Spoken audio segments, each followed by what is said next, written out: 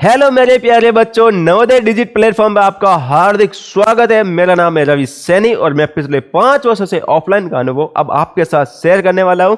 तो चलिए इस क्लास को शुरू करते हैं। तो सबसे पहले मैं आपको बता दूं, हमारा रीजनिंग का यानी कि मेंटल एबिलिटी का पहला ही टॉपिक रहने वाला है, जो है ऑड मैन आउट, यानी कि बिन आकृति को छांटे। तो सिलेबस की बच्चों हमने पिछले वीडियो में बात कर ही ली थी। अगर आपने वो वीडियो नहीं देखा है तो एक बार चैनल पे जाके वो वीडियो जरूर देख लेना। और हाँ, अगर आप हमारे चैनल पे नए हो तो प्यारे बच्चों सब्सक्राइब जरूर करिएगा। और हाँ, अगर ये जो टॉपिक है आपको किस तरीके से करना है वो मैं आपको बहुत ही आसान भाषा में बताने वाला हूँ।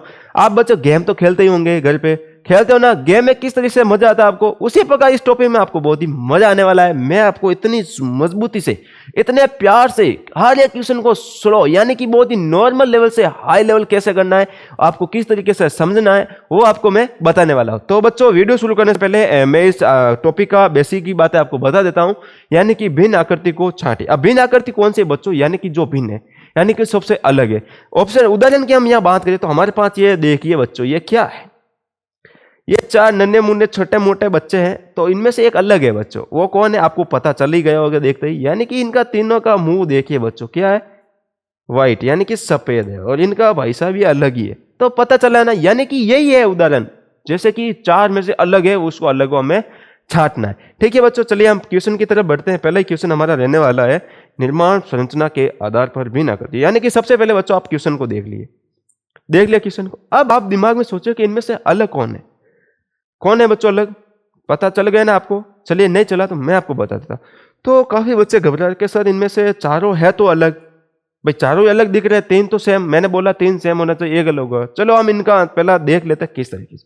तो यहाँ हम इनके बाहरी भाग का बात करें तो बच्चों यहाँ देखिए कितना, 1 2 3, यानी कि इनकी बाहरी भुजा कितनी है, 3 है। और यहाँ पे हम बात करें तो 1 2 3 4 है यहाँ पे भी। अब यहाँ देखें तो 1 2 3 4 5, कितने बच्चों, 5 है। बच्चों ये बताओ इसको हिंदी में क्या कहते हैं, इसको हिंदी में क्या कहते हैं बच्चों, इसको हिंदी में कहते हैं पंचभुज।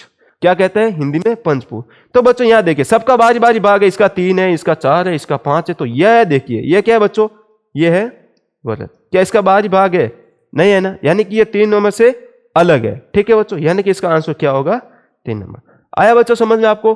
चलिए नेक्स्ट क्वेश्चन की तरफ हम बढ़ेंगे। दूसरा क्वेश्चन हमारा यह रहने वाला है, ये हमें 4 आकृति दी गई है। अब इनमें चारों में से भिन्न कौन से वो हमें पता करना है। एक बार बच्चों सब इन आकृतियों को देख लीजिए आराम से, इसमें से कौन सा होगा आप अपने मन में सोच लीजिए, इसका आंसर मैं आपको बताऊंगा।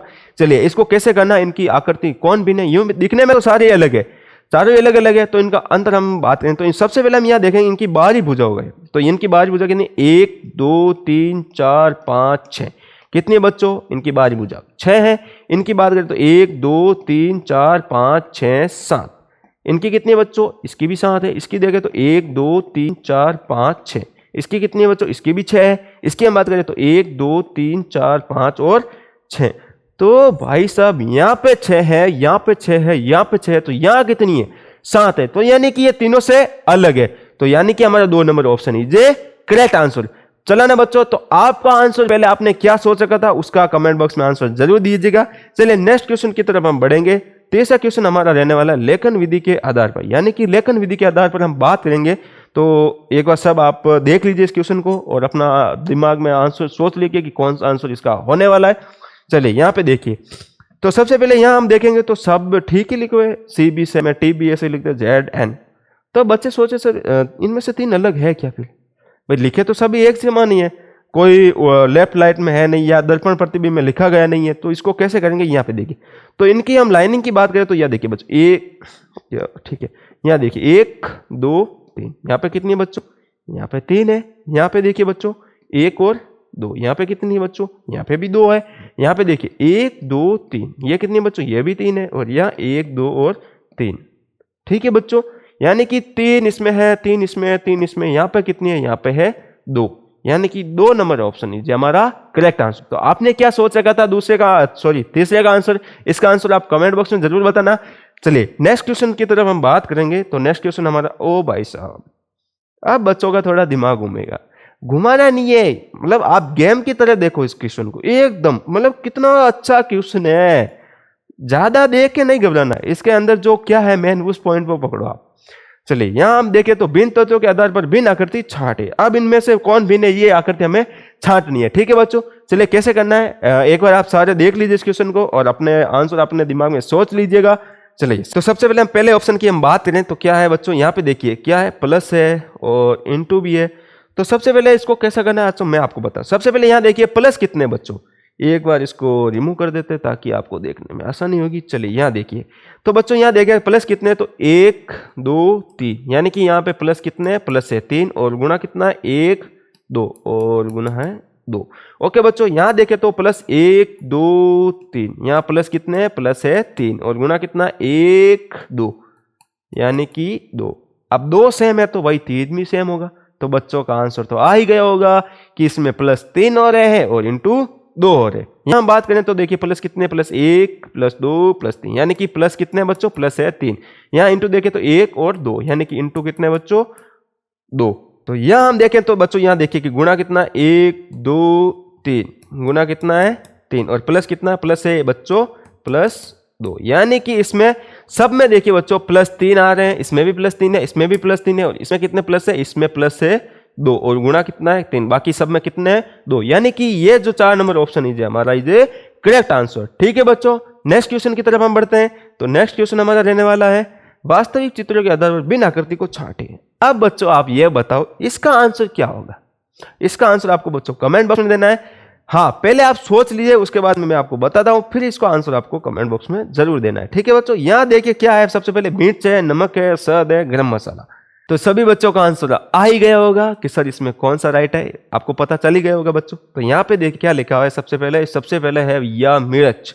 तो घर पे मम्मी जी सब्जी में मिर्च तो डालते ही होंगे ना बच्चों, तो मिर्च ऑफकोर्स डालते हैं भाई, मिर्च है, नमक भी डालते हैं और गरम मसाला भी हम सब्जी में डालते हैं। भाई साहब शहद कौन डालता है, घर पे किसी के सब्जी में शहद डालता है, फिर तो वो खट्टी मीठी सब्जी हो जाएगी, है ना बच्चों। तो सबसे पहले बच्चों ये बताओ कि शहद खाया किस किसने, शहद किस किसने खाया है।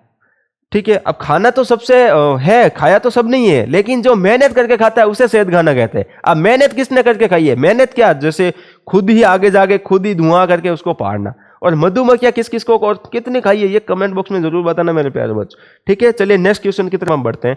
दो तत्वों के संबंध के आधार पर भिन्न आकृति को छांटे। अब भिन्न आकृति सर चारों ही तो भिन्न है इसमें, तो इसमें भिन्न है क्या, कैसे, मैं आपको बताता हूं। तो चलिए सबसे पहले हम बात करते हैं, तो इनकी बाहरी भाग का बात करते हैं। 1 2 3 4 5 6 7, बाहरी भाग कितना है बच्चों इसका 7। अंदर की तरफ हम बात करें तो 1 2 3 4, कितना है बच्चों, अंदर है 4। उसी प्रकार 2 नंबर ऑप्शन में हम बात देखेंगे तो 1 2 3 4, बाहरी भाग कितना है 4। अंदर की तरफ देख 1 2 3, कितने बच्चों 3 है। यहाँ पे भी सेम 1 2 3 4 5, तो बाहरी भाग कितना होगा बच्चों 4। अंदर 1 2 3 4, कितने बच्चों 4 है। अब इनकी हम बात करें तो 1 2 3 4 5 6, बाहरी भाग कितना हो गया 6, 1 2 3 4 5, यानी अंदर की भाग हो गया 5। अब सारे बच्चे सोच रहे सर इनमें तो चारों ही ऑप्शन तो अलग अलग है, फिर एक भी हम चुने कौन किसको, भाई चारों ही अलग है। इसमें पहले 7 आ रहा है बाहरी भाग, इसका बाहरी भाग 4 है, इसका बाहरी भाग 5, इसका बाहरी भाग 6 है। अंदर भी देखे तो 4 3 4 5, तो इसमें से भिन्न कौन सा है। तो मैं आपको बताता हूं बच्चों, मैं एक आपको बताऊंगा, आपको पता चल जाएगा इसका आंसर क्या है। तो मेरे प्यारे बच्चों यहाँ देखिए 5 के बाद में कितना आता है बच्चों, 5 के बाद में आता है 6। यहाँ देखिए 4 के बाद में कितना आता है बच्चों, 4 के बाद में आता है 5 और 3 के बाद में आता है बच्चों, 3 के बाद में ऑफकोर्स 4 आता है। तो मेरे प्यारे बच्चों ये बताओ कि 4 के बाद में 7 आता है, मैंने तो कभी नहीं सुना भाई 4 के बाद में 7। तो यानी कि ये वाला जो ऑप्शन है हमारा है वो इन तीनों में से भिन्न है, यानी कि 1 नंबर ऑप्शन ये करेक्ट आंसर। पता चल गया ना बच्चों। चलिए नेक्स्ट क्वेश्चन की तरफ हम बढ़ेंगे। स्थिति के आधार पर भिन्न आकृति छांटे।